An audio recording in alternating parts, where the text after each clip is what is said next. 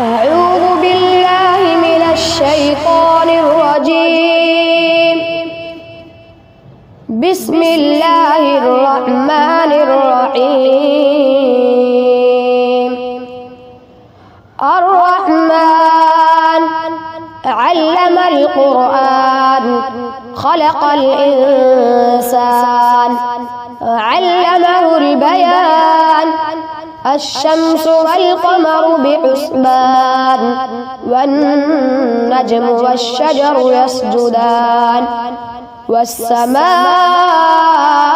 رفعها ووضع الميزان ألا تطغوا في الميزان وأقيموا الوزن بالقسط ولا تخسروا الميزان والأرض وضعها للأنام فيها فاكهة والنخل ذات الأكمام والحب ذو العصف والريحان.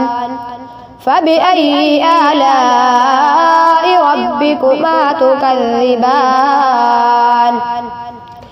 خلق الإنسان من صلصال كالفخار وخلق الجان من مارج من نار. فبأي آلاء ربكما تكذبان؟ رب المشرقين ورب المغربين. فبأي آلاء ربكما تكذبان؟ مرج البحرين يلتقيان بينهما برزخ لا يبغيان. فبأي آلاء ربكما تكذبان؟ يخرج منهما اللؤلؤ والمرجان. فبأي آلاء ربكما تكذبان؟ وله الجوار المنشآت في البحر كالأعلام. فبأي آلاء ربكما تكذبان؟ كل من عليها فان ويبقى وجه ربك ذو الجلال والإكرام. فبأي آلاء ربكما تكذبان؟ يسأله من في السماوات والأرض كل يوم هو في شأن. فبأي آلاء ربكما تكذبان؟ سنفرغ لكم أيها الثقلان. فبأي آلاء ربكما تكذبان؟ يا معشر الجن والإنس إن استطعتم أن تنفذوا من أقطار السماوات والأرض فانفذوا لا تنفذون إلا بسلطان. فبأي آلاء ربكما تكذبان؟ يرسل عليكما شواظ من نار ونحاس فلا تنتصران. فبأي آلاء ربكما تكذبان؟ فإذا انشقت السماء فكانت وردة كالدهان. فبأي آلاء ربكما تكذبان؟ فيومئذ لا يسأل عن ذنبه إنس ولا جان. فبأي آلاء ربكما تكذبان؟ يعرف المجرمون بسيماهم فيؤخذ بالنواصي والأقدام.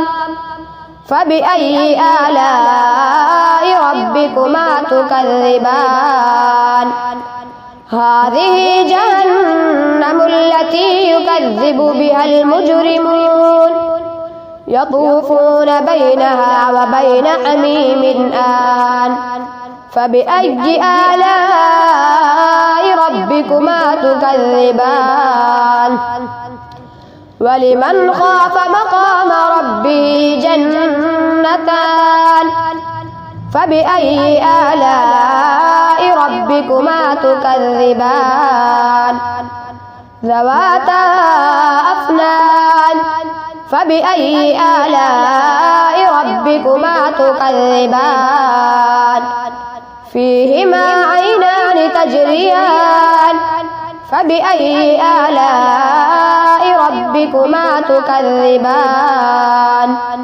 فيهما من كل فاكهة زوجان فبأي آلاء ربكما تكذبان متكئين على فرش بطائنها من استبرق وجنى الجنتين دان فبأي آلاء ربكما تكذبان فيهن قاصرات الطرف لم يطمثهن إنس قبلهم ولا جان فبأي آلاء ربكما تكذبان كأنهن الياقوت والمرجان فبأي آلاء ربكما تكذبان هل جزاء الإحسان إلا الإحسان فبأي آلاء ربكما تكذبان ومن دونهما جنتان فبأي آلاء ربكما تكذبان مدهامتان فبأي آلاء ربكما تكذبان فيهما عينان نضاختان فبأي آلاء ربكما تكذبان فيهما فاكهة ونخل ورمان فبأي آلاء ربكما تكذبان فيهن خيرات حسان فبأي آلاء ربكما تكذبان حور مقصورات في الخيام فبأي آلاء ربكما تكذبان لم يطمثهن إنس